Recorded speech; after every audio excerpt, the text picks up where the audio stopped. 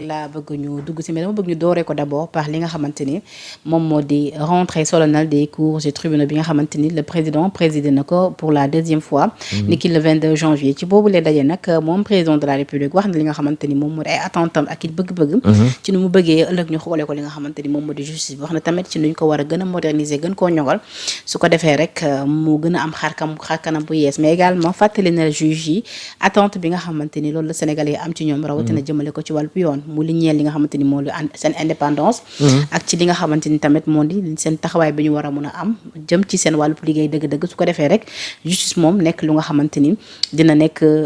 lu am lu taaw waaye tamit lu répondre aux attentes des Sénégalais fii ci mim réew parce que la justice est rendue au nom du peuple lu nu mel bokk na ci keroog ci li nga xamante ni tënk na ko ci discours am noo jàngatee déjà deuxième cérémonie boobu nga xamante ni le président am na à le présider au moment où nga xamante ni justice dafa nekk dëgg-dëgg coow fii ci mim réew ñëpp jàpp ni doxewul ni mu war a doxee si ñenn ñi jàpp le contraire ñenn ñi jàpp ni justice à deux vitesses moo fi am ba tey ñenn ñi jàpp ni war nañ ci apporter ay réformes et que le président bi mu toogee ay assises dañ jokkoon organisé mais ba tey conclusion yi gisuñu fu mu dëgg waaw déjà man damay apprécier ni nga xamee ni moom la rentrée solennelle des cours et tribunaux ni ñu ko doxalee bi pas parce que déjà dégg nañ fa ay discours yoo xam ni pour man ay discours yu ñu war a saluer la déjà bu ñu commencé ci discours du président de la République fësal na encore une fois de plus yéene bi nga xam ni am na ko pour que la justice sénégalaise soit performante fësal na yéene bi nga xam ni am na ko par rapport ak justice pour que Sénégal am justice boo xam ni dafay efficace am justice boo xam ni dafay am indépendance absolue donc loolu remarqué nañ ko ci discours du président mais également ci discours du premier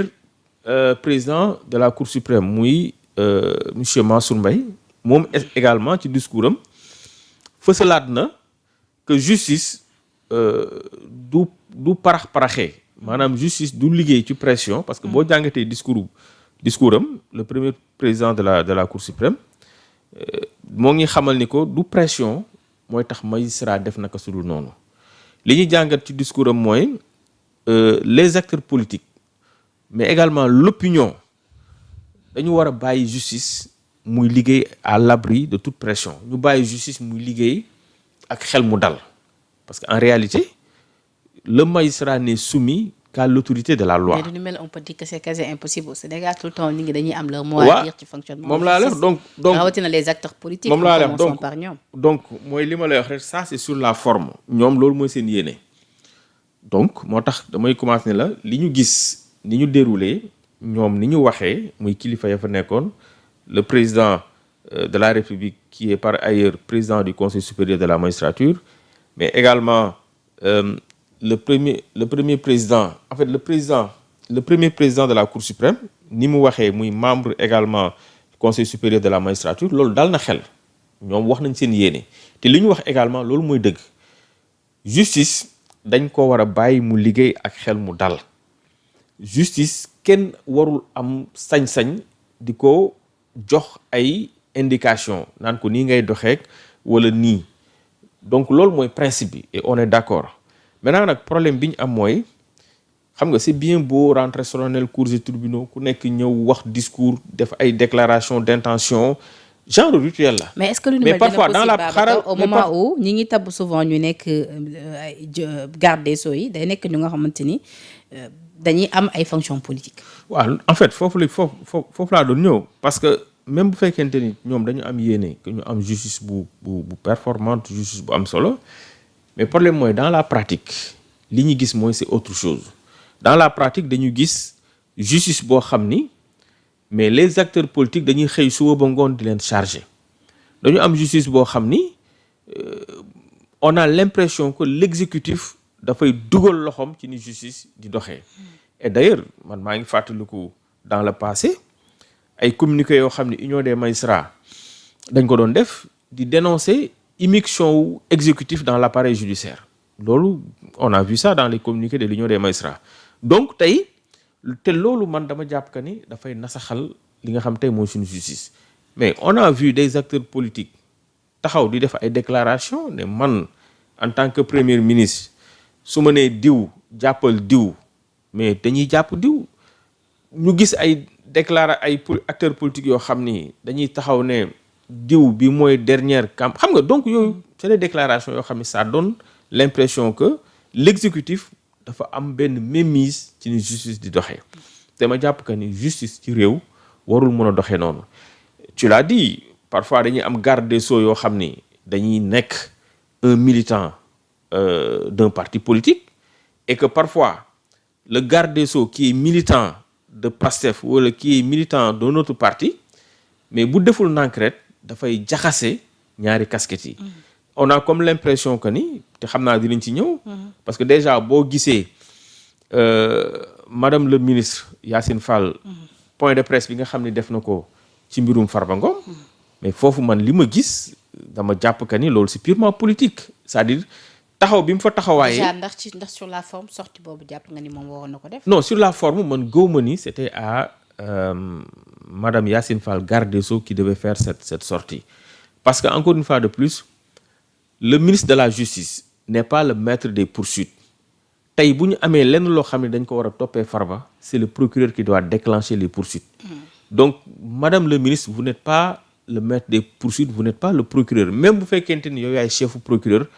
Le ministre de la justice amul benn prérogative pour mën a déclencher ay poursuites. déjà contenu bi moo nekkoon l'affaire des téléphones mu nekkat beneen poursuite. sur le cas Farba déjà ça a été une maladresse parce que pour man c'était au procureur moo waroon ñëw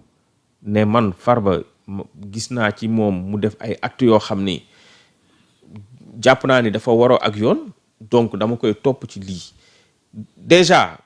li ñuy toppee Farba pour man. déjà point de presse bi sax jaru ko woon mbirum téléphone Farba moo ngi wuy téléphone dugal na ay téléphone ci biir cellule am déjà loolu ça relève du règlement intérieur de l'administration pénitentiaire donc foofu pour man c'était bu ñu demoon bay wax c'était l'administration pénitentiaire moom moo waroon génn wax ci li muy wax te d'habitude sax genre yooyu bu ñu la ci jàppee mbirum téléphone ci biir cellule le plus souvent c'est des sanctions disciplinaires soit ñu jëlee la ci cellule bi yóbbu la ci cellule bële wala ñu transférer la yóbbu la ci beneen prison alors bu ñu ci gisee kon le garde des Sceaux taxaw def ci point de presse mais c'est comme si et puis sax dafa charger Farba c'est-à-dire que pour man le ministre de la justice n'avait pas à charger Farba Ngom loolu c'est le rôle d'un juge c'est le rôle du procureur donc mu charger ko wax ci moom donc loolu pour man c'était pas bien. te man li ma doon xaar sax ci. au moment où le président ci discours am mi ngi wax li nga xamante ni moom war a nekk indépendance bi ñu war a sentir. waaw moo tax ma ni xam nga moom laa lay expliquer président mun na am yéene ne dama bëgg une justice qui est performante une justice qui est efficace et indépendante mu nekk ay discours ñu koy fësal mais bu fekkente ni dans la pratique ñi jege président muy soit son premier ministre wala boog. Le garde des Sceaux le ministre de la justice ñuy poser ay actes yoo xam ni dafay remettre en cause cette indépendance là ça pose problème énormément et dans la mooy li ma lay wax rek entre les déclarations d'intention ak la réalité du terrain c'est diamétralement opposé man keroog li ma doon xaar ci madame le ministre de la justice Yacine Fall mooy bi muy def point de presse am boobu mu wax ñu lan moo tax le juge d'instruction financier may liberté provisoire Tahirou Sarr may liberté provisoire Farba Ngom le procureur financier def opposition uniquement ci Farba Ngom bàyyi Tahirou Sarr mu dem donc pour man foofu la waroon ñëw expliquer ñu lan moo waral loolu parce que ñun jusqu'à présent xam naa bu ñu duggee ci pôle judiciaire financier. mais justement est-ce que révélation yooyu mu def c'était pas pour nous dire que cas bi am ci diggante bi moo compliquer les choses pour Farba. déedéet non affaire téléphone yi mënul parce que pour man il faut qu'on soit sérieux Farba Ngom dañ ko teg loxo pendant 1 an mu nekk dans les liens de la détention ñu ne ñu ñoo ngi ko toppee lu toll ci 125 milliards. et puis ça a fait un tollé sénégalais yépp di ci wax ku nekk bëgg a xam lan mooy dëgg bi pour man loolu mooy li gën a capital c'était loolu mooy principal bi leneen lu ñëw rek accessoire la juge d'instruction bi ne la déjà Farba dama koy may liberté provisoire sous contrôle judiciaire may ko Tahirou juge d'instruction bi dem sax ba ni la te loolu c'est très important bëgg naa sénégalais yi di ci bàyyi xel ne la xaalis bi nga xam ne tey moom lañ doon toppee Farba nekkatul xaalisu état les deniers là ce ne sont plus des deniers publics maintenant c'est des deniers privés maanaam xaalis bi ñu doon wax ni ay deniers publics la xaalisu état la ba ñu toppee ko détournement de deniers publics juge d'instruction bi nee na xaalis boobu nekkatul ay deniers publics du xaalisu état mais c'est des deniers privés donc dès l'instant que mu nekk ay deniers privés ça veut dire que le délit de détournement de deniers publics ça n'existe plus et détournement de deniers publics bu fa amul donc le mandat de dépôt n'est plus obligatoire. kon qu'est-ce qui retient toujours Farba? waaw donc moo tax keroog bi ma dégloo le ministre de la justice dama jàpp que ni maintenant le dossier Farba Ngom dafa nekk di jël ay tournures purement politiques man li ma gis politique la je vois un ministre de la justice qui est de Pastef ñëw taxaw bëgg a chargé waat Farba Ngom pour que Farba mën a rester dans les liens de la détention alors acte yooyu bu ñu koy poser ñi nga xam ne tey ñoom ñooy l'exécutif bu ñuy poser acte yooyu au niveau de la perception dañuy gis que ni cette justice là dafa am benn parparloo bi ci nekk et loolu c'est extrêmement dangereux. et tant que parparloo boobu ñu ngi koy sentir dina jafe lool pour que indépendance bi ñu ci wax ñu mën ko. mais sentir dina jafe pour que indépendance boobu ñu mën ci wax. dina jafe parce que déjà boo jëlee le cas de Abdou Nguer sa xarit. nga ne Abdou Nguer da nga koy topp parce que tout simplement ci page TikTok am na déclaration boo xam ne def nañ ko fa. benn post ñu dem enquête ki defoon post bi ñëw taxaw ne la. en réalité man maa ko def du Abdou Nguer ba tey nga ni da ngay topp Abdou Nguer mais boo koy topp kooku mënut a weesu flagrant délit mais ils ont préféré jël Abdou Nguer yóbbu ko en instruction bi jël pratiquement 6 mois ñu boucler mënuñu def renvoi donc pratique yooyu boo koy gis ñu commencé di dénaturer l'instruction judiciaire parce que l'instruction judiciaire li ko taxoon jug mooy quand l'infraction est complexe bu ñu nekkee en matière criminelle infraction bi complexe mënuñu cerner bëgguñu juge d'instruction bi juum ñu ne ko ubbil information judiciaire pour que nga gën a càmbar ci loolu lañ doon gis l'instruction judiciaire mais Sénégal léegi da ngay sàcc ganaar sax ñu ne instruction. léegi qu'est-ce qu'il y a lieu de faire nga xaar ma daane foofu nga taxaw tenir ay propos yoo xam ne c'est des propos flagrants ñu ne instruction donc foofu ñoo ngi nekk di nasaxal justice. ñoo ngi commencé di dénaturer li nga xam ne tey moom moo taxoon jóg instruction te loolu pour man c'est des actes purement politiques. te ma jàpp que ni les magistrats les juges yi nga xam ni fi ñu war a jàng nañ fa dañu war a éviter di poser ay actes yoo xam ni ça peut rabaisser la justice dañu war a éviter di poser ay actes yoo xam ni ça peut décrédibiliser la justice. est-ce que lu ni mel fi nga daane la mën naa ko dugal ci propos yi nga